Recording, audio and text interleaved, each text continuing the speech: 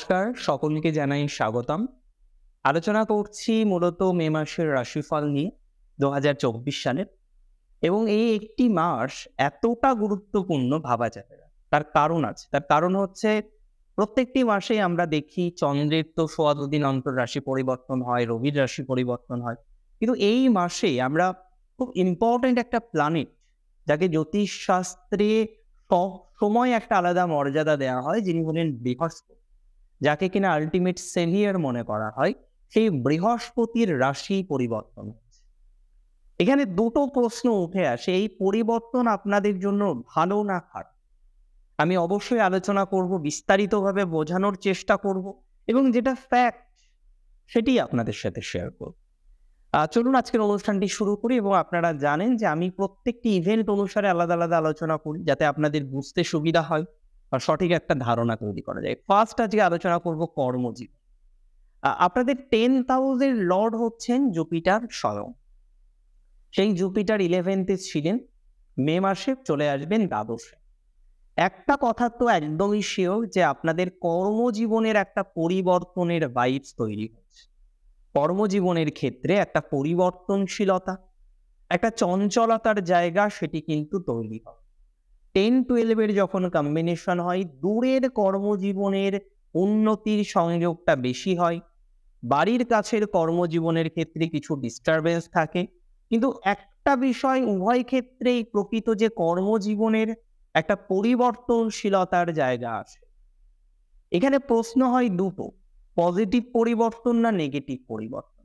অনেক ক্ষেত্রে আমরা লক্ষ্য করতে পারবো যে পরিবর্তন কিন্তু প্রাথমিক অবস্থায় একটু চিন্তার জায়গা জন্ম দিলেও প্র্যাকটিক্যালি কিন্তু আপনাদের জন্য ধনাত্মক হতে চলেছে। প্রথম দিকে আপনি যখন পরিবর্তন করবেন, আপনাকে কয়েকটি বিষয় মাথায় রাখতে হবে। অতিরিক্ত উদ্বেগজনিত বিষয় নিয়ে, অতিরিক্ত উৎকণ্ঠা নিয়ে আপনাকে পরিবর্তন করতে হবে না। আপনি বর্তমান যে প্রতিষ্ঠানে কর্মরত, হয়তো একটু ডিস্টার্ব চলছে, সেটা বুঝতে পারছি, বা ডিস্টার্ব চলার কথাও। কিন্তু যদি এক্সট্রিম ডিস্টার্ব না থাকে, এক্সট্রিম পর্যায়ে যদি দুশ্চিন্তার জায়গা না তৈরি হয়, তাহলে কিন্তু আমি আপনাকে বলবো পরিবর্তন না করার জন্য।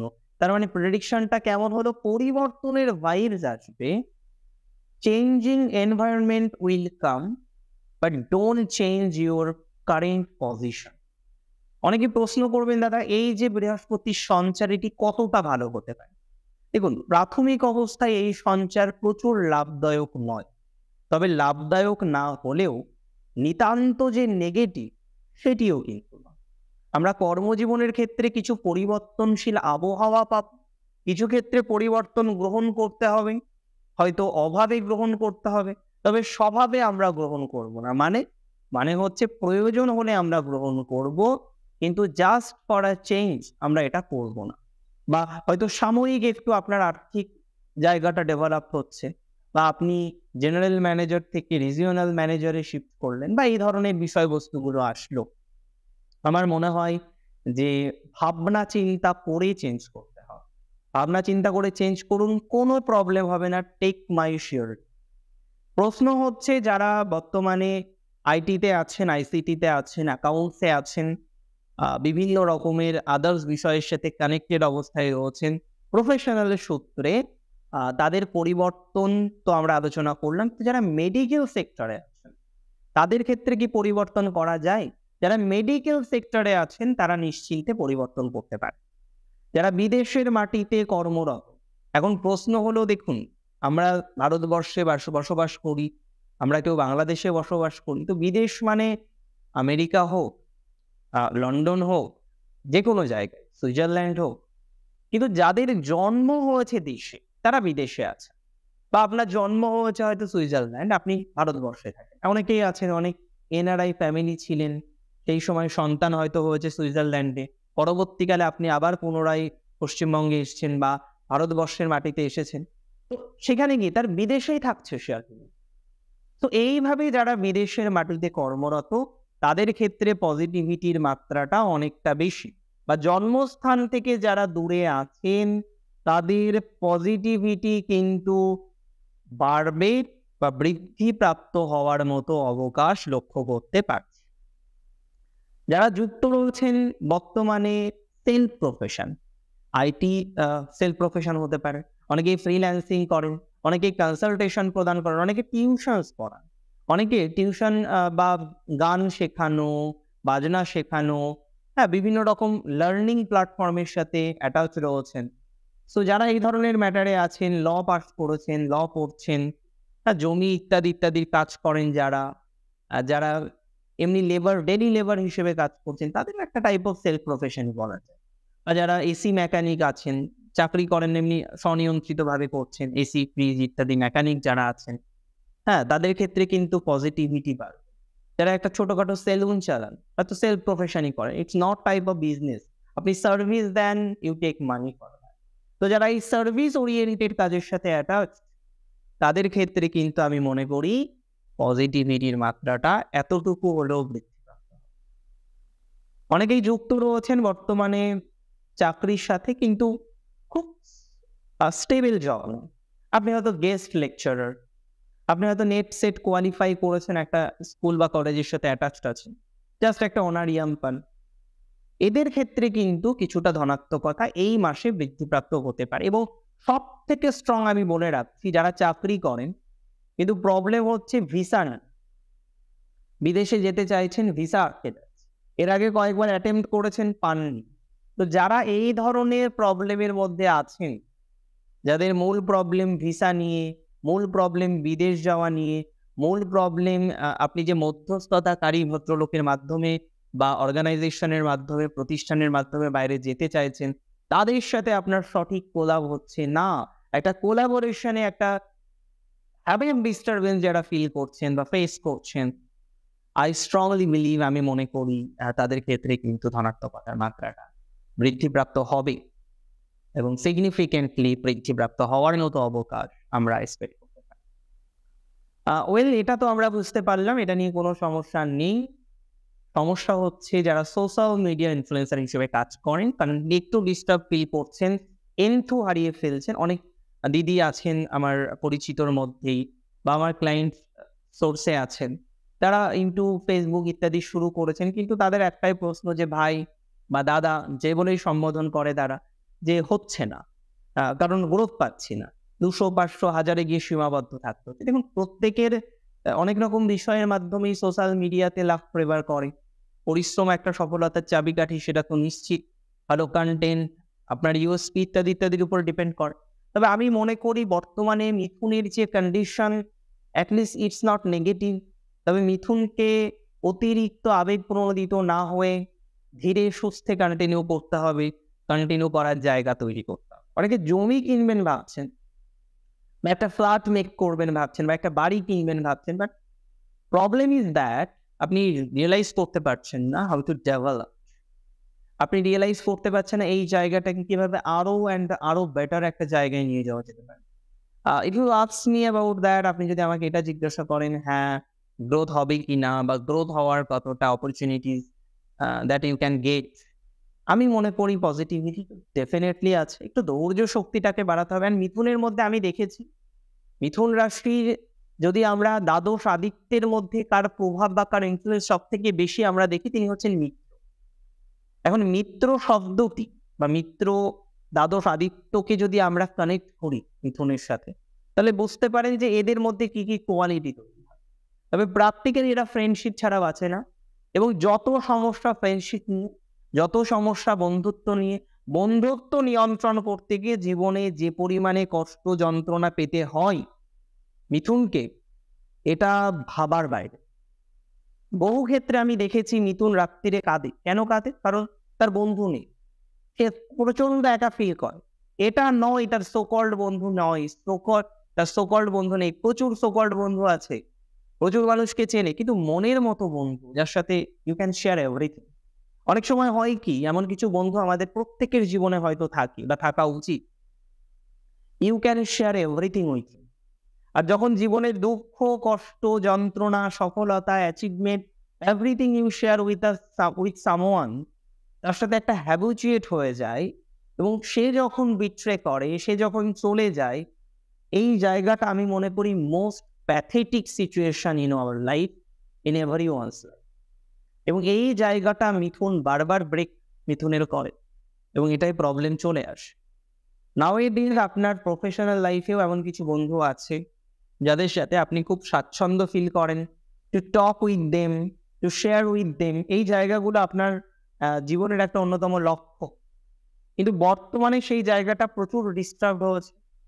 এছাড়াও পঞ্চমপতির যে অবস্থান আপনাদের বর্তমানে রয়েছে, যেটি নিশ্চিতভাবেই আপনাদের কাছে একটা চিন্তার, যে পঞ্চমপতির যে প্লেসমেন্ট সেটি তো খুব একটা স্বাচ্ছন্দ্যমূলক প্লেসমেন্ট নেই, তবে সেটা আমি মনে করি যে অন্ততপক্ষে ভালো ফল দেবে। 19 তারিখ পর্যন্ত অন্তত নিশ্চিন্ত থাকুন, নতুন করে আর সম্পর্ক খারাপ হবে না। হ্যাঁ, এখানে অবশ্যই এটা বলবো, নতুন করে সম্পর্ক ভালো হবে, খারাপ হবে না, that's a point, that's a part of our prediction. কিন্তু এই মুহূর্তে পূর্ণাঙ্গ ঠিক হওয়ার সংযোগটাও কম। মিথুনের ক্ষেত্রে সব থেকে ইম্পর্টেন্ট যে জায়গাটা আমি মনে করি, একটা ইনসাইট তৈরি হওয়া, একটা অন্তর্দৃষ্টি তৈরি হওয়া, সেই গেস্টাল্টের মতো, যে অন্তর্দৃষ্টি আপনাকে এনহান্স করতে হেল্প করে। এডুকেশন লাইফের ক্ষেত্রে মিথুনের অ্যাচিভমেন্টের জায়গাটা অনেকটা বেশি থাকবে এই মাসে, যেখানে গিয়ে মিথুন কিছু অ্যাচিভ করতে পারবেন। 10 তারিখের পর থেকে এই ধরনের সংযোগটা বাড়বে। 10ই মে থেকে এন্টায়ার মান্থ আমি মনে করি আপনাদের পজিটিভ রিগার্ডিং এডুকেশন। এবং এডুকেশনাল লাইফে যারা এক্সাম দেবেন, অনেকে নিট দেবেন, ন্যাশনাল এন্ট্রান্স এলিজিবিলিটি টেস্ট, বিভিন্ন রকম এন্ট্রান্স আছে, তাদের ক্ষেত্রে কিন্তু আমার মনে হয় যে গ্রোথ বা প্রাপ্তির জায়গাটা বেশি। অনেকে রিপিটার হিসেবে কন্টিনিউ করছেন, তাদের টেনশন আরো বেশি, বিশেষ করে তাদের বাবা মায়ের টেনশন দেখার মতো। যতটা না সন্তান চিন্তিত, তার থেকে বেশি চিন্তিত এল্ডার্স, এবং এটা স্বাভাবিক। একটা সন্তান আপনার সে রিপিটার হিসেবে আবার নিট দিচ্ছে, ডেফিনেটলি এটা একটা অ্যাচিভ করার জন্য অনেক ক্ষেত্রে দেখা যায় 60% জাতক জাতিকা বা যারা নিট কোয়ালিফাই করে, নেট কোয়ালিফাই করে, তাদের রিপিটার হিসেবেই সাকসেস রেটটা বেশি। কিন্তু একবার দুবারের বেশি হয়ে গেলে সেটা একটু চিন্তা। এবং বিশেষ করে অনেক ছাত্রছাত্রী আমি দেখি ইদানিং, তারা গতানুগতিক পড়াটা বন্ধ করে দিয়ে শুধুমাত্র নিটের জন্যই প্রিপারেশন নেয় এবং সাকসেসফুল হয়। অনেকে সাকসেসফুল হয়, আবার অনেকের ক্ষেত্রে সাকসেসফুলের গল্প নেই। আমি ধরে নিই যদি 60% সাকসেসফুল রেট আসে, কিন্তু বাকি 40 কি হবে? তাদের জীবনটা অনেক ক্ষেত্রেই ডিস্টার্ব হয়ে যায়। এবং এই ক্ষেত্রে প্যারেন্টসরা প্রথমে ওয়াকিবহাল হন না, তারাও সেই ভাবের ধারায় মেতে ওঠে এবং একটা ভালো ইনস্টিটিউশনে অ্যাডমিশন করালো, ডেফিনেটলি তার কোয়ালিটি আছে বলেই তাদের সেই ধরনের একটা প্রাথমিক চিন্তাভাবনা থাকে। কিন্তু ভুলটা হয়ে যায় কি বলুন তো, একটা কিছুতে সংযুক্ত থাকা, এবং তার ফলে যে মেন্টাল সাপোর্টটা সে পাবে, সে কিন্তু এগিয়ে যেতে পারে। সো এটা অনেকে ভুল করে ফেলেন, একবারের বার দুবার, দুবারের বার 3 বার, তখন গিয়ে না একটা অ্যাংজাইটিও কাজ করে। তবে এটা নয় যে 3 বারে পায় না, অনেকে 4 বারেও পায়, 3 বারেও পায়। প্রত্যেকের আলাদা আলাদা পার্সপেক্টিভ থাকে। আচ্ছা, এবার আমরা চলে আসি যে বিষয়টি নিয়ে, সেটি হচ্ছে যারা এডুকেশনে প্রবলেম ফিল করছেন কারেন্টলি, বর্তমান কোর্সটাকে ছেড়ে দিতে চাইছেন, লেফট করতে চাইছেন, নতুন একটা কোর্সে এনরোল করতে চাইছেন, because you are not satisfied with your current course. আপনার মনে হচ্ছে এটা আপনাকে একটা মেন্টাল প্রেশার মাত্র দিচ্ছে, নট মোর দ্যান দ্যাট। আর একটা কথা কি বলুন তো, যখন আমি আমার সাবজেক্টটাকে ভালোবাসতে না পারি, আপনার যে সাবজেক্টটা সব থেকে ভালোবাসার, সেই সাবজেক্ট নিয়ে যখন আপনি কাজ করবেন, আপনি খুব স্বাচ্ছন্দ্য বোধ করবেন। সো এখানে এই সাবজেক্ট নিয়ে কাজ করতে আপনার যখন সাবজেক্টটা প্রকৃত অর্থে আসবে, আপনার সাবজেক্ট হচ্ছে মেডিকেল, আপনি ইঞ্জিনিয়ারিং পড়ছেন, তার কাছে শুনুন যে মেডিকেল ভালোবাসে, ইঞ্জিনিয়ারিং পড়ছে, তার জীবনটা কতটা কষ্টের। আপনার ভালো লাগার বিষয় হচ্ছে ইতিহাস, আপনি পড়ছেন বাংলা নিয়ে, আপনি বারবার সেই ইতিহাসের কাছেই ছুটে যাবেন। তো সিগনিফিকেন্টলি এই ধরনের অনেক বিষয় আছে, এটা আমাদের একটু খেয়াল রাখতে হবে, গুরুজনকে খেয়াল রাখতে হবে। আর কেন এতগুলো কথা বলা, অনেকের মনে হচ্ছে যে এত বাড়তি কথা কেন? তার কারণ হলো মাধ্যমিক, উচ্চ মাধ্যমিক জাস্ট কমপ্লিট হয়েছে। আর এই তো সময়, যে সময় আমাদেরকে ডিসিশন নিতে হয়। আর আমি এক্সপেক্ট করি প্রত্যেকে একটা সঠিক ডিসিশন নেবেন, নিতে হবে। We don't have any other option.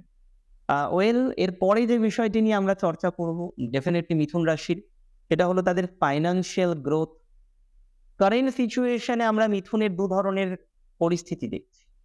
অনেকের ফাইন্যান্সিয়াল জায়গাটা মিডিওকর, অনেকের বেশ ডাউন, খুব আপলিফট কম আছে বর্তমান। মিডিওকর যারা, তাদের চলছে, তাদের চলে যাবে, তাদের নিয়ে আমি চিন্তিত নই, ভাবিতও নই। কিন্তু যাদের ডিস্টার্ব চলছে, লোনে জর্জরিত হয়েছেন, এত স্যালারি তাও লোন, নিজেই ভাবেন যে কি করে লোনের মধ্যে প্রবেশ করে গেলাম, বা এই ফাঁদে পা দিলাম, বা এই ধরনের একটা ম্যাটারে যুক্ত হয়ে গেলাম। অনেকের ক্রেডিট কার্ড রিলেটেড একটা হিউজ ডিটোরিয়েশন বা প্রবলেমের জায়গা চলছে। সব কথার এক কথা, যারা লোনে যুক্ত রয়েছেন ইমিডিয়েট বেসিস এই লোন পুরোপুরি রিকভার না হলেও নতুন লোন নেওয়ার পসিবিলিটিসটা হয়তো আপনাদের একটু বাড়তে পারে। অনেকেই নতুন লোন নেওয়ার মাধ্যমে নতুন কোনো স্টার্টআপ করতে পারেন। অনেকে আমাকে প্রশ্ন করেছিলেন, দাদা লোন কি পাবো?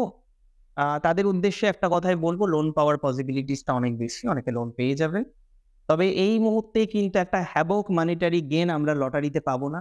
শেয়ার মার্কেট মিডিওকর প্রকৃতির চলবে। 15 তারিখ থেকে 21 তারিখ যারা শেয়ার মার্কেটে আছেন খুব সচেতনভাবে ডিল করুন। এই সময়ে কিন্তু শেয়ার মার্কেট রিলেটেড কিছু প্রবলেম আসতে পারে। এমন কোনো ইনভেস্টমেন্ট হঠাৎ করে ফেলতে পারেন যেটা পরবর্তীকালে সমস্যা দেবে, বা অপরের কথা দ্বারা প্ররোচিত হয়। অনেক সময় আমরা দেখি YouTube, Facebook ইত্যাদি জায়গায় অনেকে সাজেশন দেন এবং খুব ভালো সাজেশন দেন যে এটা ক্রয় করুন, সেটা ক্রয় করুন। অনেকে বিভিন্ন গ্রুপের মাধ্যমে সাজেশন দেন। আমি বলছি না সবাই ভুল। আমি ধরে নিচ্ছি ম্যাক্সিমাম ক্ষেত্রেই ঠিক। কারণ আমি খুব আশাবাদী মানুষ, পজিটিভিটিটাকে বেশি দেখি। ২ ধরনের মানুষ হয়। এক ধরনের জাতক জাতিকারা পজিটিভটাকে বেশি দেখেন, এক ধরনের জাতক জাতিকারা নেগেটিভটাকে বেশি দেখেন। যদিও আমি পজিটিভটা দেখার পক্ষপাতী বেশি।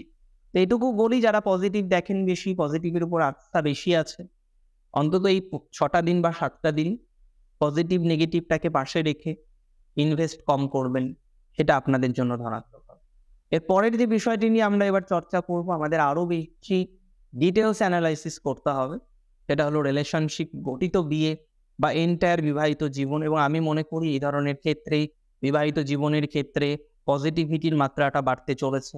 অনেকের ক্ষেত্রেই দেখা যাবে বিয়ের সংযোগ তৈরি হবে, তবে একটু দূরে বিয়ের টেন্ডেন্সি বাড়তে পারে। এর আগে আমরা দেখেছি, এর আগেও যোগ ছিল, উচিত কথা এটাই। কিন্তু সেই যোগের ক্ষেত্রে অনেকে কাজে লাগাতে পারেননি। তবে দূরে হওয়ার টেন্ডেন্সি কিন্তু এবার বাড়বে। এবার কিন্তু বিয়ের ক্ষেত্রে একটু দূরের কানেকশন তৈরি হওয়ার মতো অবকাশ আসতে পারে বা আসার সংযোগটা দেখতে পাচ্ছি। যারা যুক্ত রয়েছেন যেকোনো ট্রেনিংয়ে, এবং সেটা হতে পারে সাইকোলজিক্যাল কাউন্সেলিং, ইয়োগা, প্রাণায়াম ইত্যাদি শেখান, খুব সাকসেসফুলি শেখান। এমন মিথুন রাশির আমি জাতক জাতিকাদের দেখেছি, বয়স কম, এত দক্ষ ভাবা যাবে। তাদের ক্ষেত্রে দক্ষতা বাড়বে। তবে প্রবলেম হচ্ছে যারা বেকার রয়েছেন, আমি বলব চাকরির চেষ্টা করতে। টেকনিক্যাল ফিল্ডে বা টেকনিক্যাল লাইনে অ্যাকাউন্টস এগুলো হয়ে যাবে। আর সরকারি চাকরির প্রচেষ্টায় অনেকে আছেন, একটু টাইম দিতে হবে। এখন কিন্তু একটু টাইম দিতে হবে। এতদিন যোগ ভালো ছিল। যারা পেয়েছেন তারা তো পেয়েছেন, যারা পাননি একটু টাইম দিতে হবে, ইমিডিয়েট বেসিসে হবে না। যারা কৃষিকাজের সাথে যুক্ত তাদের পজিটিভিটি আছে। যারা যুক্ত রয়েছেন যেকোনো ধরনের পেট, পোষ্যকে ভালোবাসেন, বিনা স্বার্থে পোষ্যদের সেবা করেন, খাওয়ান, তাদের ক্ষেত্রে ধনাত্মকতা বাড়বে। তাদের এই মহৎ উদ্দেশ্যকে সাধুবাদ জানায়, সেটা আরো তারা এনহান্স করতে পারবেন। এনজিওর সাথে যারা অ্যাটাচড আছেন তাদের ধনাত্মকতা বাড়বে। পলিটিক্সে যারা যুক্ত রয়েছেন একটু সাবধানে থাকতে হবে। 15 থেকে 21 তারিখ পলিটিক্সের ক্ষেত্রে ডিস্টারবেন্স আসার পসিবিলিটিস বেশি। যারা দূরে ভ্রমণ করতে চাইছেন, পায়ে চোট লাগতে পারে, একটু সচেতনভাবে কন্টিনিউ করুন। আর এটুকু বলবো, মিথুন রাশির ক্ষেত্রে somehow অনেকটা পজিটিভিটি বাড়তে চলেছে। এমনিতে বর্তমানে আপনাদের মেন্টাল প্রেশার যাদের আছে একটু কমানোর চেষ্টা করতে হবে। ফর দ্যাট রিজন মেডিটেশন করুন, সাইকোলজিক্যাল কাউন্সেলিং করুন। আর আপনারা জানেন মনের শক্তি সবথেকে বড় শক্তি। সেটাকে যদি আমরা এনহান্স করতে পারি, সাবকনসিয়াস মাইন্ডকে যদি আমরা অ্যাক্টিভেট করতে পারি, সেটা অনেক বেটার হবে। অনেকেই প্রশ্ন করেন, দাদা ২-১টা মন্ত্র সাজেশন দিন যাতে বেটার একটা জায়গায় যাওয়া যেতে পারে। দেখুন, কিছু মন্ত্র আমরা চ্যান্ট করতে পারি, যার মধ্যে গণেশ গায়ত্রী প্রথম আমি বলবো মিথুনের। সেকেন্ডলি আমি বলবো যারা আদ্যাস্তোত্রম পাঠ করেন, নিত্য আদ্যাস্তোত্রমটা কন্টিনিউ করুন। এবং যারা খুব বেশি ফাইন্যান্সিয়াল ক্রাইসিসের মধ্যে আছেন, মহাদেবের দারিদ্র দহন মন্ত্র আছে, সেই স্তোত্রম রয়েছে, সেটাকে পাঠ করুন, বেটার হবে। এই স্তোত্রম পাঠ করার বিশেষ কিছু পদ্ধতি আছে। আপনি নর্মালি স্নান করার পর মহাদেবের পুজো অর্চনা করে, রুদ্র অভিষেক হয়তো প্রত্যেকদিন সম্ভব হবে না, তবে অভিষেক করার চেষ্টা করুন। বাড়িতে যদি তার কোনো একটা অংশ থেকে থাকে সেক্ষেত্রে অবশ্যই সেটা কন্টিনিউ করুন। এবং তারপরে দারিদ্র দহন মন্ত্র রেগুলারলি ভগবানের চরণে নিজেকে সঁপে দিন, সে যেন আপনাকে উদ্ধার করে এবং করবে। আচ্ছা, এরপরে আমরা যে বিষয়টি নিয়ে আলোচনা করব সেটি হলো বিবিধ কিছু বিষয়, যার মধ্যে ফ্যামিলি লাইফ মোটামুটি চলছে। ম্যারিটাল লাইফে হিউজ ডিস্টারবেন্স আসবে না, যেরকম ভাবে চলছে এভাবেই চলবে, তবে খুব পজিটিভিটির অভাবও আছে। আর এটুকু বলি, যাদের কেস চলছে, জটিলতা চলছে, আইনি জটিলতা চলছে, বেরিয়ে আসবেন। 95% বেরিয়ে আসার চান্স রয়েছে। 2% বা 5% হয়তো থাকতে পারে, যে জায়গায় হয়তো আপনার ওই একটু টেনশন, দুশ্চিন্তা এগুলো দিতে পারে। আজকের অনুষ্ঠান মূলত এই পর্যন্তই ছিল। কেমন লাগলো আজকের অনুষ্ঠান আমাকে জানাবেন কমেন্টের মাধ্যমে। বোনাস রাশিফল ডেফিনিটলি আলোচনা করব। আর প্রচুর ভালো থাকতে হবে। অনেক বেশি ভালো থাকুন আপনারা। শেষ করছি আজকে এখানেই। জয় শ্রী গণেশ।